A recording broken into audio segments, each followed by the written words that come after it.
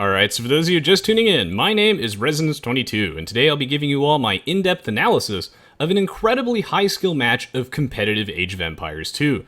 The goal of this video is to showcase some of the many military mechanics and strategies in Age of Empires 2 that make it such a unique, timeless, and competitive game. If you enjoyed this video, I'd appreciate it if you take the time to leave a like, a comment, share it around, and follow me on Twitch, Twitter, and Facebook. As always, thank you for your support, especially for the content that I do for games beyond just Age of Empires 2. If you're looking for expert games, tutorials, and gameplay videos, then you are in the right place. So without further ado, let's jump straight into the replay of today, which will be DauT vs Vinchester Game 2 from the Escape Gaming Euro Cup Group D Finals.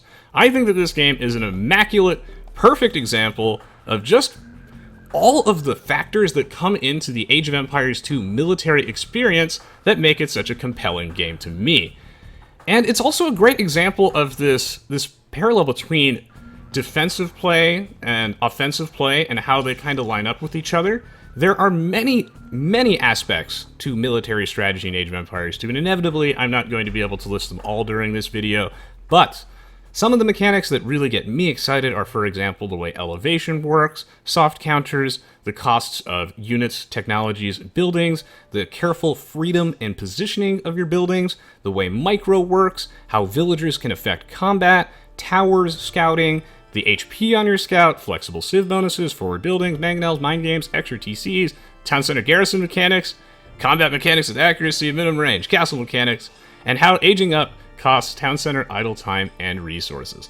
All these factors come together to create a game that has sold almost 5 million copies on Steam despite being absolutely ancient. And there are like more than 2 million players who still play it online today, and for good reason. So I'm going to try and do my best to break down these concepts as much as possible during this game. Thank you, Kanye Twest, for subscribing. Really appreciate it. So, as we're getting started here, this is going to be a 1 versus 1 on the map Ghost Lake. So the two players are going to be Vinchester and DauT.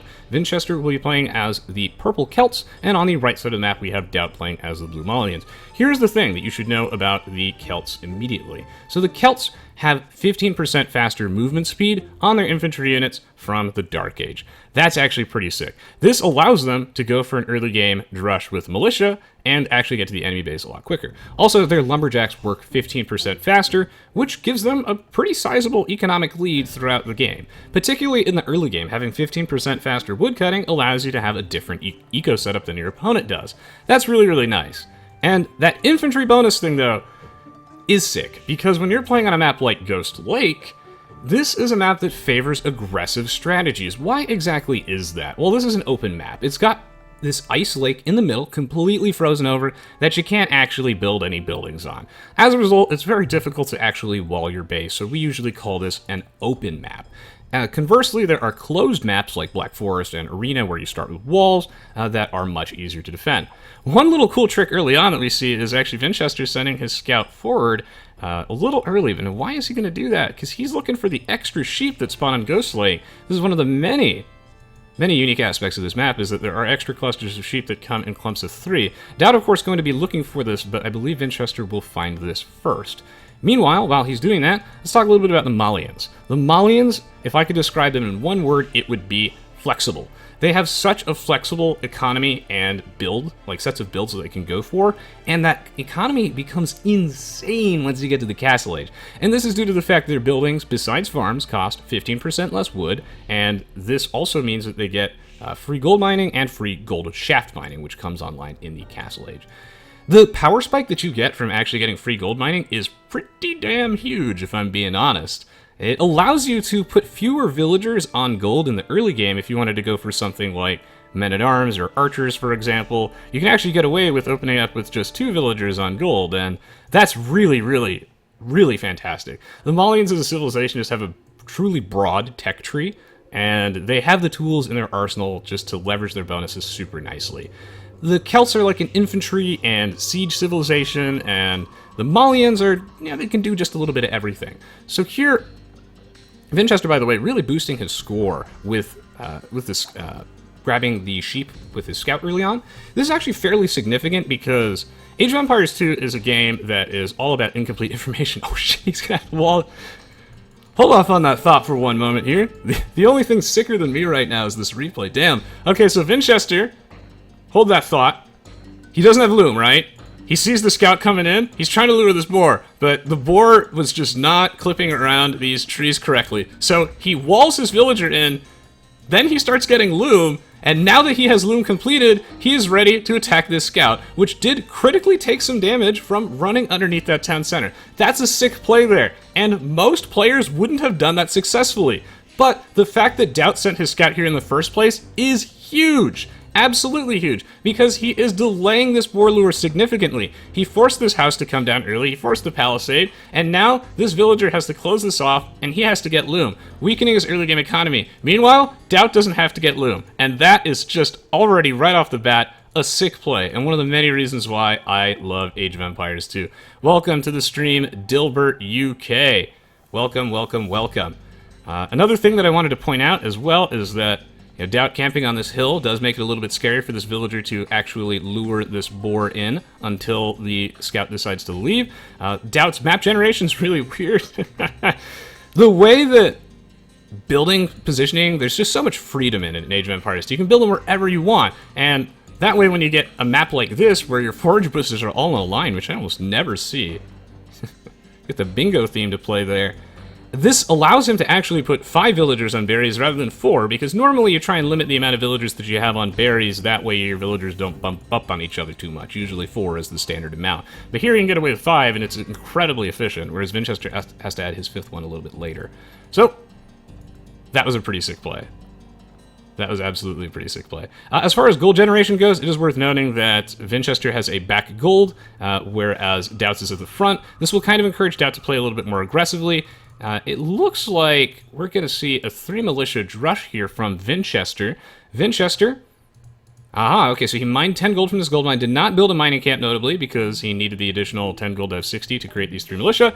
And look how fast they get here because he is the Celts. 15% faster, but DauT, not born yesterday, not with those wrinkles, will get the wall off in time. Meanwhile, though, DauT is not going for a standard 3 militia drush. Notably, he had to build that gold mine, actually, and instead, he's going to go for a men-at-arms rush. If you see a gold mine in the early game, and that's why scouting is so important, and actually, Vinchester did see the gold mine come up, so he knows this is coming. He does know this is coming. But this signifies it's going to be a men-at-arms rush. So, I was talking about scouting earlier, how Age of Empires 2 is fundamentally a game of incomplete information, and as much information as you can get, the better position that you are in. Score is something that actually tells you a lot, so Vinchester made it incredibly difficult for DauT to actually know what he was doing, and really forced DauT to go super aggressive with his own scout by scouting around the map with all those sheep. Look how high his score is. You can't really tell what he's doing. Normally your score is going to be super high if you're going for a drush because you have the early barracks down, but his score is so unreasonably high, it's going to be very difficult for DauT to be able to tell when he's going to age up. Another really important concept I don't cover that frequently in my videos that matters a lot is what you do with your scout in the early game. So, DauT gets to the feudal age first, as he's going for a men-at-arms rush, which would give his scout the +2 attack bonus that he needs to apply some significant pressure. However, remember, at approximately 6 minutes in, DauT ended up losing a lot of HP on his scout, and he's only at 21 health after running down over here. And this meant that in this fight, even though DauT had an additional militia, and he had his scout there, Vinchester also had his scout, and Vinchester was able to come out on top of that engagement with some really rock-solid control. The HP on your scout in the early game is really significant. So meanwhile, both players are desperately trying to break down each other's walls, but DauT going to transition into archers. And if we take a look at his economy, like only now is he assigning additional villagers to gold, and that's the flexibility of the Malians' economy. Just the fact that it costs 15% less wood for them to build that archer range, and that they get the free gold mining upgrade, makes it so easy for you to go for something like men-at-arms and transition to archers. DauT putting a lot of pressure on this house. It's worth noting that in the Forgotten expansions, the building HP actually scales per age, so in the Dark Ages, the building HP is really, really low. And I think what DauT's trying to do here is to threaten to house Vinchester, supply block him, but he will find, though, of course, if he goes to Vinchester's population, that Vinchester, actually, since he had to build some extra houses, will not get housed, even though he lost that one. So right now, a battle is taking place, and this is a perfect example of how elevation is everything. But DauT also knows that he has the tech advantage. He's got the extra attack on his scout, and God, look at this little dance that they do here. It's so utterly great. Trying to play around this hill, focus fire down each other's units, and spread out as much damage as possible. Combat in this game is simple, It's really, really simple to learn, but difficult to master. And now the trifecta of buildings coming down. 2 archer ranges and a blacksmith, and now the battle begins. But villagers in the early game are meticulously well balanced with their 40 HP and their 1-2 armor, but the archers are coming in, and this means that Vinchester has to make a tough decision here. What's he going to do? He's going to sack his army, and then he's going to use this as an opportunity to buy time, build this house, and get the double archer ranges out. He could have retreated with his army, but instead, he wanted to force the fight and waste as much of DauT's time as possible so the double archer ranges can come down. And what makes this particular match so compelling to me is this difference between defensive and offensive play. In my previous video, which I really recommend that you guys check out, it was DauT that never dies. And in this one, it's Vinchester. The roles have reversed. Vinchester is on the defense, and now we get to see the steps that Vinchester takes to claw his way back into the game. And the game was deliberately designed to allow for these types of things. The freedom of building placement, the fact that you can just put them anywhere without really having that much of a penalty besides villager walking time, allows for quick walling situations like this. And it means that every little house that you build must be meticulously well placed if you want to come out on top. It's just sick to look at. Now, let's keep a couple things in mind here. So, Vinchester's got +1 attack, he's got +1 defense. He's trying really hard to defend against this. What can he do? Create a makeshift funnel, get some units underneath this town center, take some shots, pull all of his villagers off the line, micro away the low HP ones, and now try and do some damage. Notice how early he got fletching. He got fletching before DauT does. DauT does not have padded archer armor, and when you're playing against the Malians, you have to get fletching first, because otherwise their men-at-arms have way too much armor with that free +1 that they get, which is really obnoxious to deal with. But Vinchester, why is he coming out on top of that fight? There are a couple reasons there. One, he has a natural home field advantage. Now, when I say a natural home field advantage, I mean like Age of Empires 2 is one of those stupid games where there's just like a radius around your town center where your units just have 10% more attack. This game's not like that at all. Everything in it is built naturally. So, you have a defender's advantage because you're right next to your own unit production facilities. You're closer to them. It's a lot harder for your opponent to actually send in reinforcements. So eventually you should be able to whittle them down, especially if you make shrewd use of elevation. DauT going to make a great play here, and he's going to run into the corner, trying to waste as much time as possible with Vinchester's army. DauT does not really have anywhere to run, but Vinchester means that now he has no defense at the front of his base for when DauT comes in with his own military units. Now we're transitioning into one of my many favorite parts of Age of Empires 2. The counters, the soft counter system in this game. It's not just rock, paper, scissors. The way the prices line up on units, the way they have attack bonuses and stat differences is really, really exciting. And particularly, the skirmisher carries some downsides to it. You gotta make a lot of farms to support your skirmisher army, and it does slow down your castle age timing as a result, even though you do actually have to make more farms. Also, they offer significantly less offensive presence due to the fact that they have only 2 attack. But we're in a cool situation here, right? Because Vinchester, he's like forced into making archers as a way to deal with those men-at-arms, right? And so this gives DauT the opportunity to throw in some skirms. So who's going to come out on top of this fight? Because here comes the reinforcements. Now, Vinchester going to make some great plays here, and see how he's walking perpendicular to those shots to dodge the projectiles? It's absolutely fantastic. And he gets as many free kills as possible before the reinforcements arrive. But meanwhile, on the other side of the map, DauT coming in with 4 villagers. What's he going to do? Oh, he can do anything he wants to do, because he's the Malians, and his buildings cost 15% less. Aw, yeah. Gonna deny this house. Losing a villager is pretty significant. You should keep track of how many villagers that Vinchester actually loses. The reason that I don't have the Aoe2 HD spectator overlay is because it doesn't work on Windows 7, but I will have Windows 10 soon, so just letting you know. Alright, he's going to put down a forward watchtower. This is sick. Hills have been such an instrumental part of this particular game, particularly this hill and this hill, as we saw from their careful little micro dance earlier on in the game. It's a very well-placed watchtower. Why? Because the way the map is generated, he can only attack it on one side. It's surrounded by trees on 3 sides. Fantastic! And it's also going to force Vinchester to migrate his units all the way over here. It's actually going to force him to build a stone mine. The way that watchtowers work in this game is also really cool, considering that they have a minimum range, creates a meaningful drawback to them, creates some counterplay, and also they're stationary, right? Like, this building's not going anywhere. Sure, it forces a lot of eco damage because Vinchester has to pivot all of his villagers to the left, but you can just pivot them over to the left. That's fine. What's one of the best ways to deal with offensive forward watchtowers, though? Defensive watchtowers. And now we're going to see a battle between DauT and Vinchester for map control. DauT's going to look for an opportunity to get in here. Vinchester, of course, being the guy who just got countered, will be a little bit behind in his skirmisher production. DauT going to put a Watchtower here, forcing Vinchester to respond with a Watchtower of his own in turn. This is a particularly curious situation because DauT has the better army. He has more skirmishers here, so he should be able to take this fight, but this tower is just barely within range of this town center that, well, Vinchester might be able to take this, but he's going to sustain some significant losses. In fact, Vinchester feels like he's forced to take this fight, even though he knows he's going to lose it, because he needs to protect his villagers who are building this Watchtower. But the Watchtower comes up, and this is essential. He gets it up, and then now he can use the villagers or units garrisoned inside this to threaten this Watchtower and prevent any Watchtowers from being built within this ranged radius. I'm going to grab a sip of water here because the only thing sicker than this replay is me. Caught a bad cold this week, but if there's one thing that gets me hyped, it's competitive Age of Empires 2.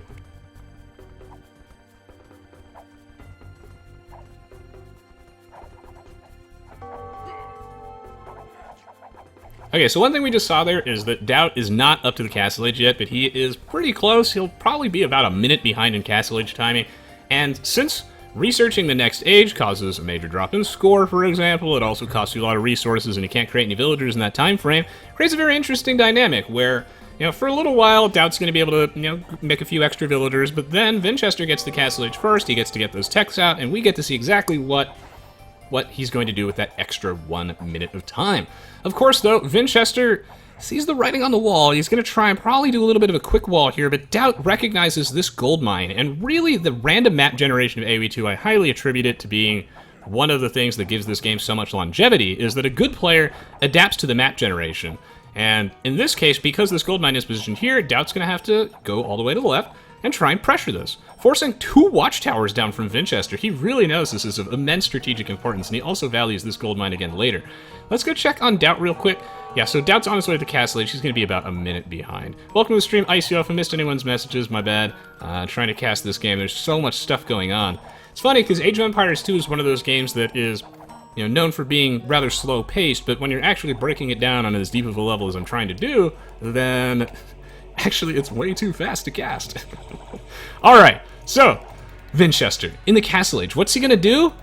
Alright, this is sick. First of all, thank you so much, Jesus Hentai Christo, for the $20 donation, which I am not sure if that actually appeared on the screen or not, so I think I just fixed that. Thank you so much for your donation, man. Okay, so Vinchester is going to put down a siege workshop here. Why is he going to do this? Because he is behind militarily. His opponent has more skirmishers, and the Malians' economy is super insane for this type of build. The Celts are too, but this is exactly what the Malians like to do. So he's going to put down a defensive siege workshop. He knows he got to the Castle Age first. He wants to build some additional town centers, boom up, and do some defensive play.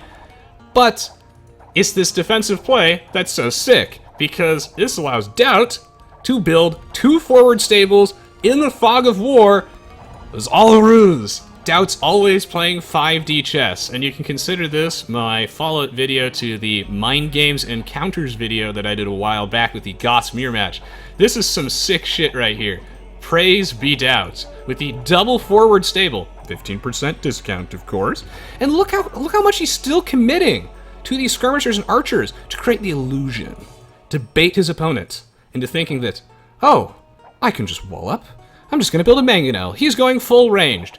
It was a lie. There were never any archer range units at all. And in fact, Vinchester going to get the crossbowman upgrade. He's feeling a little bit confident. Perhaps he shouldn't be. The defensive mangonel will not save him. And remember, there's a hole in this wall up here that's still there. The Watchtower did notably die here, but.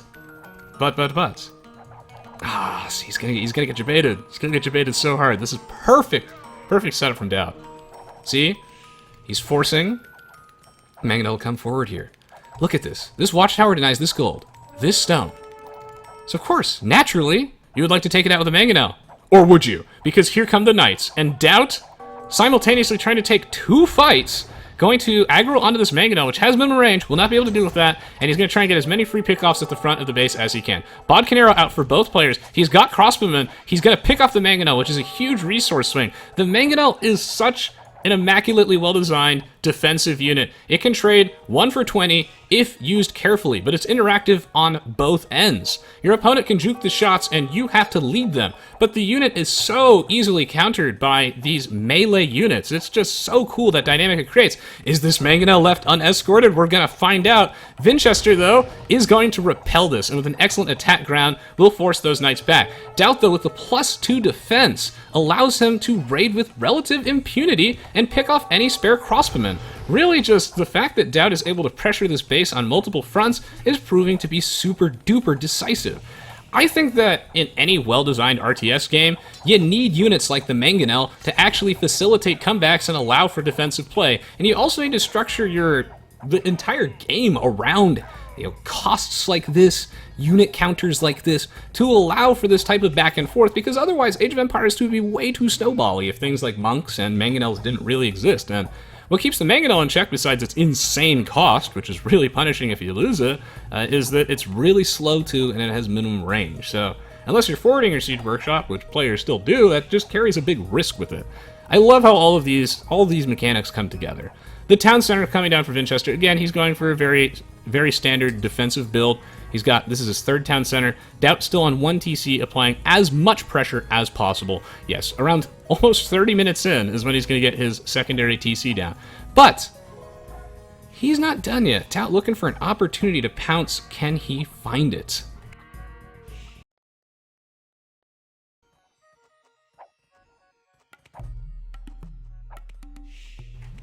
So let's see, does DauT have the Bloodlines upgrade yet? It does not look like he does, but I imagine that is something that is on his mind.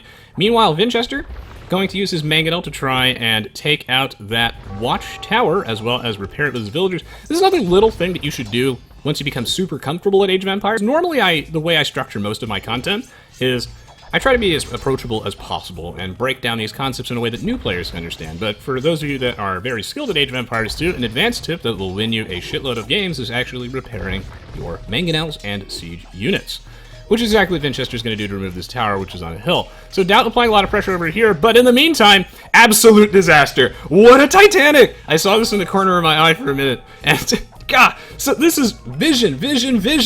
He still doesn't know the stables are there, and so he's going to put down a TC on the stone mine because he's like, yo, dog, I need to play defensively. So what do you do when you're playing defensively? You try and get down a castle. Castles typically, the way the game is designed, deliberately stall games to the Imperial Age, usually because they require 5 or more battering rams to kind of take down safely. It's a huge resource investment in your opponent. If he, is any good at the game and probably able to hold the line.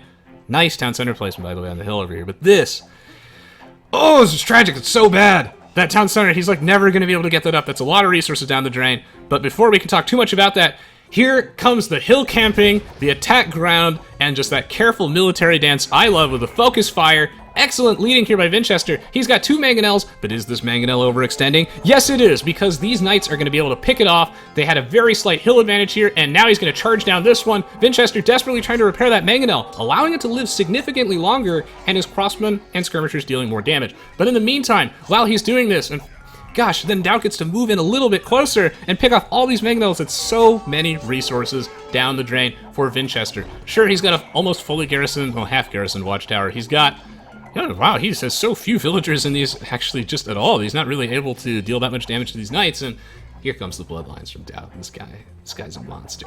He's a monster, but of course, since Age of Empires 2 is not a snowbally game by nature, thank God, the reason why it's so fun for me to spectate is because Vinchester has the higher score here. He actually has a slight eco lead, and it's only growing. But he's doing this at the cost of map control, and he doesn't even know how important it is until he tried to build that town center, and he got denied. Absolutely destroyed there. But now the home field advantage comes into play yet again, where Vinchester, he's got all these unit production facilities. DauT's army is boxed in. If Vinchester can take out this army, and I don't know if he will, then he's actually in a pretty commanding position. But here's the thing, DauT with some military tactics which seem straightforward, but the game just facilitates them really well. So Vinchester building his farms over here again because he's got watchtowers to hide them in. Great. But DauT with the 2-pronged assault. attacking on both sides creates a situation where Vinchester is going to find it really difficult to defend. He needs to get this town center up. He knows he does, but by sending all of his military units forward like so, what he's doing is he's leaving himself vulnerable at the back to be raided by DauT. Thank you so much, Moo, for your 20-month sub. Really, really appreciate it. And seriously, thank you so much, Jesus Hentai Christo, for the $20, man. Your guys' support, for those of you who don't use ad blocks, send me donations and sub on Twitch, really helped me out a lot. Thank you. Really appreciate it. Vinchester going to make a subtle but good play and make a couple spearmen out of this barracks, just try and deter those knights. He will be able to get this town center up, but damn, I mean, he just knows that this zone is super important to control. But in the meantime, look how much eco damage he sustained just trying to get that town center.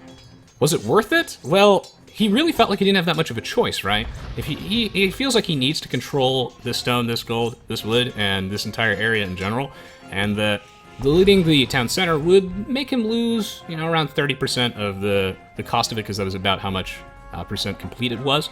In the meantime, we see a battle here, which is once again decided by this hill, which DauT has just been camping the entire game. Note how Vinchester is focus firing down the low HP knights, trying to click them just so that he can keep track of each of their HP bars. Excellent micro. But while he's doing this, forcing DauT to try and dodge that, there's just so many well-placed, well-led mangonel shots by Vinchester. Huge play, gonna be able to mop up this army, and now DauT, caught with his tail between his legs, is gonna have to back out. Ooh, except he might be able to escape with the jukes. Vinchester fanning out his army, splitting it up left and right, not sure where DauT ran. Will DauT be able to get a free pickoff on his way out? It looks like the answer is yes. Excellent, excellent for DauT. Oh, are these knights gonna get away? I mean, they're probably gonna get sniped by the TC on the way out. So, here comes a defensive castle. I really feel like, in retrospect, Vinchester would have built that TC here if he knew that there were the stables there. But that's what Age of Empires 2 is, a game of information, man. Incomplete information. And while defensive play in this game, it feels really strong at times, it's super well balanced. It's incredibly compelling and allows for comebacks without any sort of bullshit forced mechanics like, oh, your units have 10% extra damage if they're next to your town center, or other garbage that some games put in. You don't need that in Age of Empires 2. When you bottle yourself in a corner like this, like Vinchester is doing, you know what happens? You know what happens? You get flexed on. You build this TC, suddenly there are stables just outside of your line of sight, and now DauT, with a castle of his own, both these players, oh man, look how important this zone is to control. I don't know if most players would recognize this, but Vinchester sees that putting this castle here is absolutely instrumental. DauT on his way to the Imperial Age, he's gonna get there before Vinchester is. That's pretty significant. No relic for you. Denied. That's very, very significant. Now, what is DauT gonna do at this point? Is he gonna continue down the archer range route? No bracer for the Malians means that even though the Civ is perfect for the Imperial Age Arbalest style build, might get punished there. Here comes a creeping mangonel. Ooh, that's a res boom if I've ever seen one. He's gonna get another one. Wow, DauT getting away with murder here. Vinchester not able to react in time, and all eyes should be on Vinchester's resource count. At this point, he has around a 10-ish villager lead over DauT, which is fairly significant, but because DauT wasn't investing as much food into his villagers, and he got to cut back on military production for a little while Vinchester was losing so many villagers, he actually gets the Imperial Age first, and one of the main reasons why DauT got to the Imperial Age first is actually the fact that he gets free gold shaft mining. It's the Malians' economy that really pushes them over the edge. I don't think that they're that much stronger than the average civilization, but free gold shaft mining seriously is very, very powerful. It allowed him to stockpile that gold. And we see that Vinchester, it's the gold resource that's blocking him from going in, because he doesn't have a market yet, right? And he's been trying to control these gold mines all game. And if you get in the Imperial Age first, what happens? The stall breaker happens. The games in Age of Empires 2 have such a natural sort of back and forth flow to them, where the aggressor now has the advantage if he gets the Imperial Age first. So great of DauT to structure his eco that way.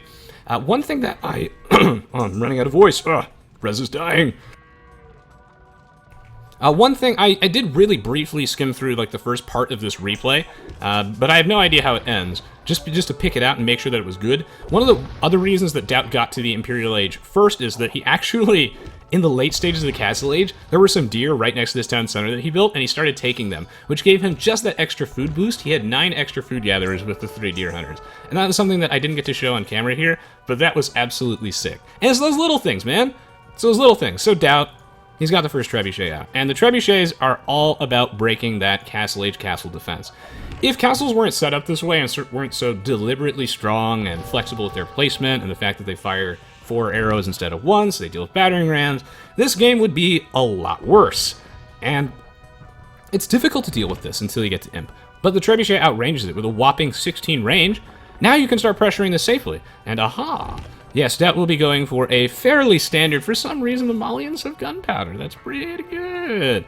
It's pretty good. He's going to go for Imperial Age with the Bombard Cannon plus Hand Cannoneers build. Very standard Imperial Age opening that we see. Why? Because the power spike from chemistry is just ridiculous. Gunpowder units in this game are super strong, and it would be a really honest misconception to consider them to not be. Sure, they're not super flashy and blowing everything up, but chemistry is probably one of the most powerful technologies in the game, I would say, if you happen to have access to things like hand cannons and bombard cannons. These things are truly game changers, despite being made of paper mache. So, especially because in this case, Vinchester feels like he's forced to make a couple of Woad Raiders to try and pick off the trebuchets, but he can't. This is huge. And it's even stronger for the Malians, and one of the reasons why we see this build fairly commonly from the Malians, because the Malians have 80% faster university techs researching, which gives them an oddly viable fast Imperial Age into gunpowder. It's pretty good, it's pretty good.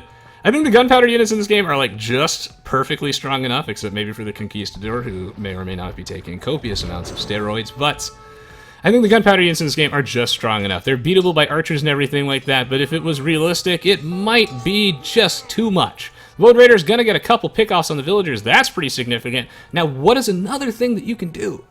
If you're behind, you're boxed into the corner, and DauT is bullying you. He's bullying you like the big bully he is. What do? You raid him. Because his army, honestly, doesn't have that much mobility. These guns are heavy.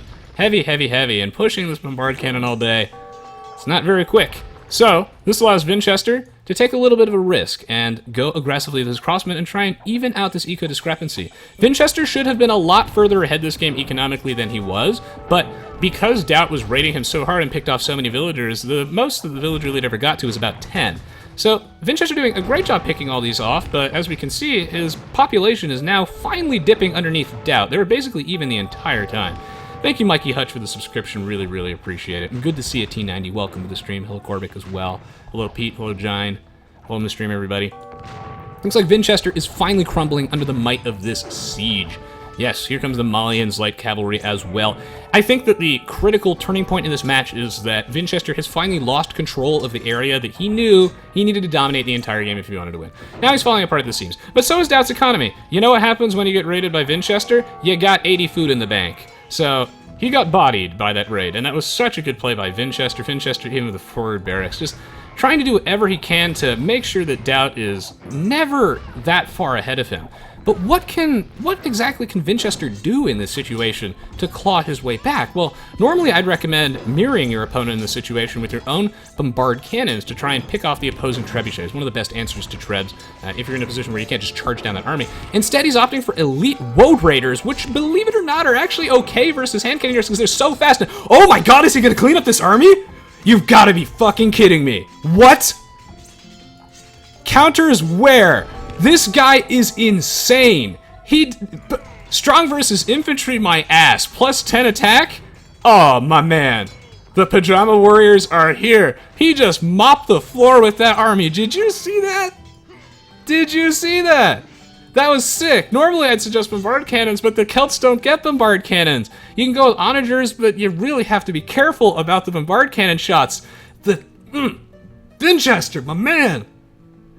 That was fucking sick. Who would have gone for elite Woad Raiders there? Not many people, but that's why Vinchester has 10,000 elo. 10,000.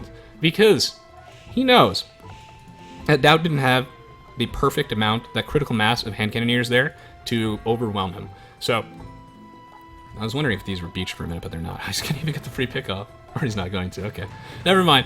So, hand cannoneers, much like most ranged units in this game, actually you need a fairly sizable army of them for them to actually be able to pick off melee units, and the fact that the Woad Raiders have 80 HP and they're super fast and they deal a ton of damage, they kill the hand cannoneers in like 3 hits, actually makes them decent. Don't make champions, but Woad Raiders, I can see that working. However, Vinchester has to capitalize on this, because this economy got absolutely bodied. Look at this. This is not the type of empire that you want to be ruling over. Not at all. So Vinchester has to do some raiding, because he can't take straight-up fights with these Woad Raiders that easily.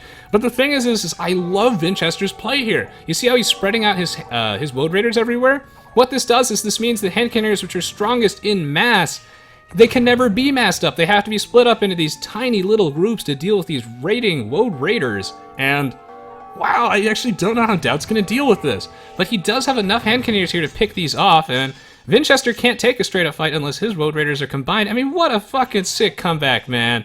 I can't believe he won that fight. I actually thought the game was going to end there, but yeah, I only watched like the first, small chunk of this replay here. I did not see what happens like until mid Castle Age Plus. Oh man, I have no idea how this game is going to end at this point. Both players with a really crippled eco. It's 149. They're both at the same population. What a sick comeback. It was the elite Woad Raider pick coming out on top. Hopefully this showcases to you what makes Age of Empires 2 military strategy so cool. It's that dynamic between the offensive and defensive play, the pros and cons of each, all those interlocking systems that come together to create such a compelling back and forth experience without any forced mechanics, and just has to do so much with the freedom of the game, the fact that you can put your buildings anywhere you want, and you can make walls with them. That's amazing. And the way the unit counters are set up, hand cannons are supposed to beat Woad Raiders, but they don't if you have enough of them. And really, like, Vinchester was like, oh god, what do I make in this situation? He needed to make something fast and just get it out immediately if he was going to survive. He had to break that siege. And it takes so much actual game experience to know what fights you can take there. That was precarious. If he had a couple fewer Woad Raiders and he didn't micro that properly, he would have been clobbered.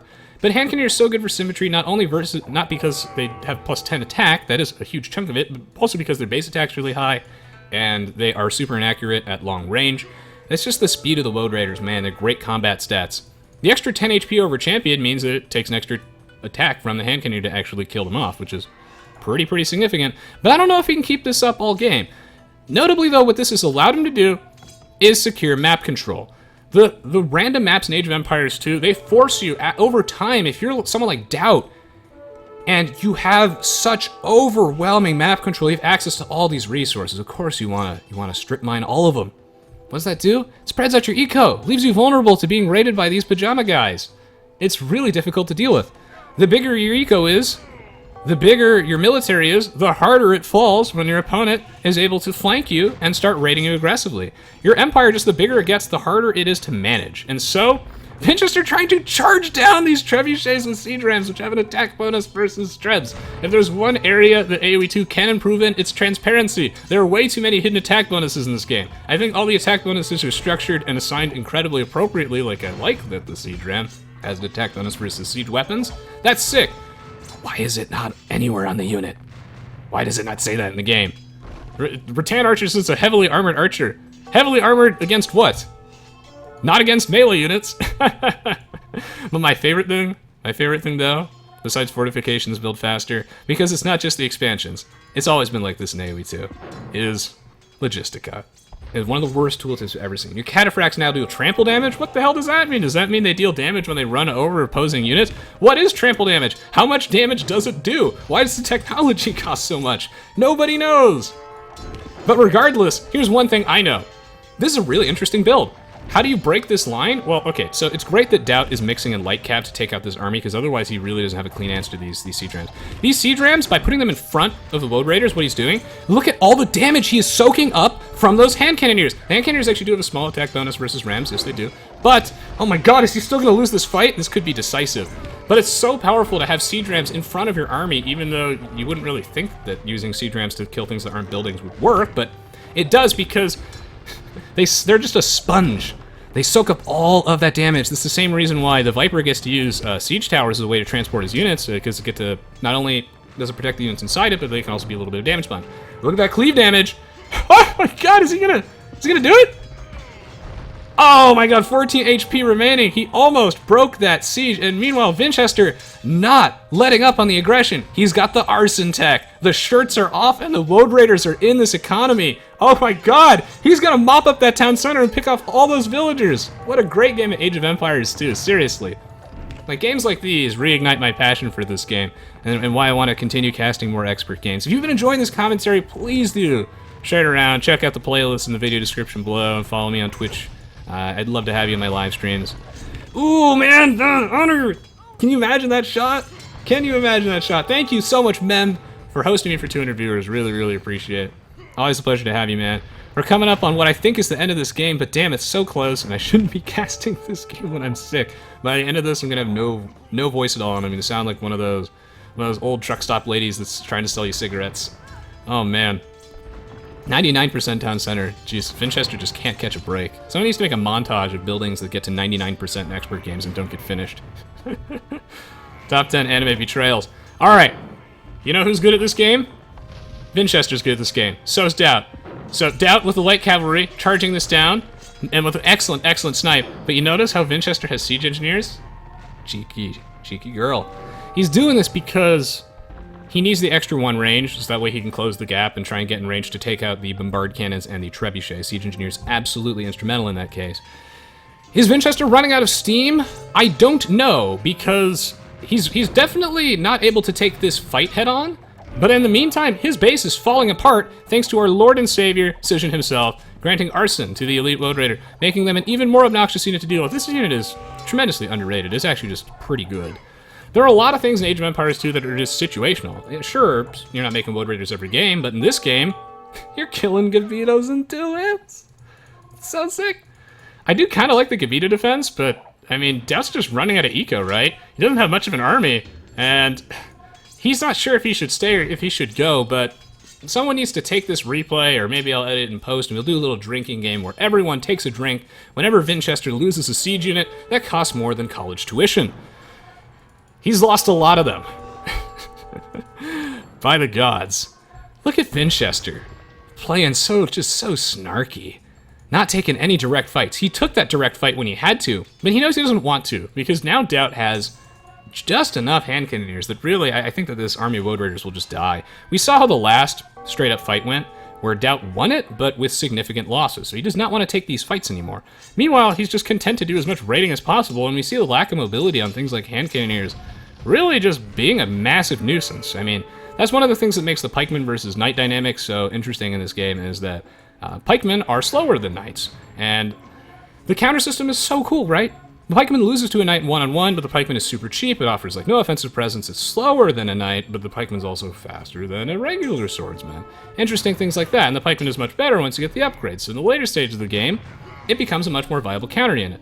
But in the early game, the knights can typically kite them and do a lot of harassment. That's what makes the spearman versus scout thing so interesting in the feudal age, is that sure, the spearman can shank you in 3 hits, or 4 if you have bloodlines, but the scouts can just run away. And now, here comes arson. Damn, I don't know what I'm going to title this video. But DauT really is just... DauT was doing this to Vinchester earlier, attacking him on multiple fronts and just making sure that Vinchester was damned if he did, damned if he didn't. And I don't know how DauT's going to defend against this. I mean, he clearly has the superior army, but if we compare populations, he's just falling so far behind economically here. What a crazy game. You know that you're struggling when you have to replace your town centers with mills. Oh my goodness. But DauT recognizes that what you should do in this situation, raid your opponent as well. Try and pick up as many villagers as you can. Even out the eco discrepancy, apply some pressure with light cavalry. He does not actually have the resources right now to upgrade his light cavalry with Marimba to give them the additional attack, which is pretty solid, but he doesn't have enough resources for that. It's not actually that significant in this case that he gets it. It will help him raid, but he just doesn't have the money. So what DauT has to do is he has to force a win pronto. But it's going to be exceedingly difficult for him to do that because it's going to require siege weapons for him to actually close out this game. Ooh, here's going to be a good play from DauT. Notice how he makes it as hard as possible for his hand cannoneers to get surrounded, and then he's going to get onagered. That's how you punish that. That's counterplay in Age of Empires 2 military strategy. In a nutshell, box your opponent in a corner, he thinks he's cute, preventing his opponent from getting the surround, and then you onager him to the face. Super duper satisfying. Great to see these players like prioritizing their techs properly. Like, I don't think you need to go up to Siege Onager here. Now, he actually does have Furor Celtica. I think this is mostly for the Siege Rams to give them 40% extra HP. And, you know, it helps a little bit with the Onagers. I actually still think they die in the same amount of hits to bombard cannons. I'm not entirely sure. But I don't think Siege Onager here is necessary versus units that just die, like the hand cannoneers, for example, as well as the bombard cannons. It's really, really expensive. And here comes the siege ramps. I think DauT is actually gonna maybe die here. Vinchester in a position to close out the game, and this is because DauT can't be in two places at once. While DauT might be one of the best Age of Empires 2 players out there, he's not omnipresent. He is no octopus. He is actually a human. And unfortunately, I mean, if he wants to defend his own base against the Woad Raiders doing what they do best. Picking off those town centers, forcing him to split up his army. DauT just gonna get overwhelmed. And I think that's a textbook definition of a GG in Age of Empires 2. Can't believe Vinchester turned that around. And I didn't know he would. Man, I love that game, and I hope that you all enjoyed that one too. I'll definitely post it on my YouTube channel. If you're looking for more expert game commentaries, tutorials to learn the game, gameplay videos, as well as videos for a wide variety of other games, you are in the right place. I got all those on my YouTube channel and more, and I'd love to see you on my weekly Twitch TV live streams. I really appreciate the support, especially because it's very time-consuming for me to do all this commentary and content for Age of Empires 2 and other games while working 9 to 5. So, again, thank you so much. I have one of the best communities on YouTube and Twitch, and it's something I'm very, very thankful for. I do read all your comments. And if you check out the stuff I do for Games Beyond Just Aoe2, you're really supporting the longevity of the channel, like motivating me to cast more awesome games like this, keep producing AoE content, grow the AoE community by exposing more people to the game, and just keeping my sanity, so thank you. That's one of the best ways to help with the channel, honestly, is to just check out the stuff I do for Games Beyond Just Aoe2. Thank you. What a great game. And let me know what you think of my commentary. Did I do a good job breaking this down? I had to talk very fast during this game because there was way too much stuff happening, and this was... Seriously, this... Age of Empires 2 is not considered to be a particularly fast-paced game, but I always like to try and provide a deeper level of analysis. I think any caster can just point out what's, you know, like, oh, he's moving his units over here, but I like to try and go into the why. And hopefully I did a good job with the why in this specific one. I like to do commentaries on expert games like this every now and then to mix things up, because a lot of my videos are more emphasized towards newer players and I explain the basics a lot. This one was a lot about the advanced concepts in the game. Thank you so much, Spooky Sean, for subbing. Really, really appreciate it. Whew. What a great, great, great game this was. All of these interesting little mechanics coming into play here, creating one of the better competitive Age of Empires 2 matches I've seen in a super long time. But of course, if this leaves you craving more, I have casted so many awesome Age of Empires 2 games like this, and in the video description, or I'll post it in the Twitch chat as well, I have an epic Age of Empires 2 games playlist, which contain, and I also have an expert game playlist. The previous one before this, so DauT versus Vinchester, the DauT Never Dies one, is also equally good. Equally good. Thank you so much, Pete, for the 37-month resub. Appreciate you keeping it for all these years. Excellent game. Let me see if I missed any questions from the chat, as I probably did. Super duper excellent. ICO says nothing costs more than college tuition except maybe Alaska. Touche. ICO asks, why didn't Vinchester counter hand cannoneers with skirms? This is why I like to cast these live when I can, so I can answer people's questions. So, the elite skirms from the Celts are actually something that we see fairly commonly in the Castle Age and maybe early Imperial Age, but they really suck later. And let's take a look at why. So if we go to the tech tree of the Celts real fast, before I take a brief break, I will be doing more Age of Empires after this, so if you're watching live, stay tuned. So the lack of thumb ring is pretty bad, and if we go over to the blacksmith, no bracer, no ring archer armor. So that means that the Celts, even though they have the economy for this, they have some of the worst elite skirmishers in the game, and you really do not want to be making them later on. So Vinchester felt like he couldn't make hand cannoneers to counter the skirms because he was the Celts, so he had to get creative. In this case, he went with the Woad Raiders, something that is super duper unorthodox. I think he had other options there, like Hussars or Cavaliers would have been okay, but his Cavaliers don't have bloodlines, which is very bad. I also think they lack plate barding armor too or something. They do. Okay, so that's really bad. So I think that actually Elite Woad Raiders were one of his best answers to the hand cannoneers. I think mixing in Elite skirms in the Imperial Age is not terrible, but it should not be the bulk of your army if you're the Celts, for sure. And I don't think he had time to get out enough onagers, for example. So it's just fantastic. Fantastic play. Doing great, Stole My Coconut. I'm sick, but doing great. And it was an excellent, excellent game. Thank you so much, Spooky Sean, for the $50. Seriously, really appreciate the donation. Thank you, Spooky Sean. I'm use that to buy myself some cough medicine in my throat.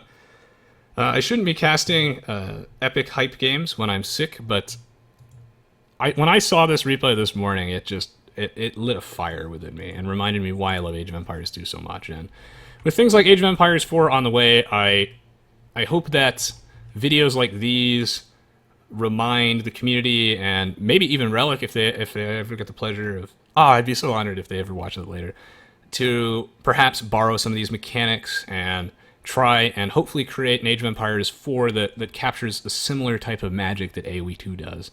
It's not easy to do that, and I think it requires having units like the Mangonel in the game, for example, that facilitates such fantastic comebacks is this beautiful thing. I mean, we see it in all of Mem's like Mangonel montages. This unit is really, really well designed. So, hopefully, I don't know what Age of Empires 4 will be like, but I hope it has a unit like this in it, in the Castle Age. That'd be pretty sick. Yeah, I need to update the donation list, I definitely will.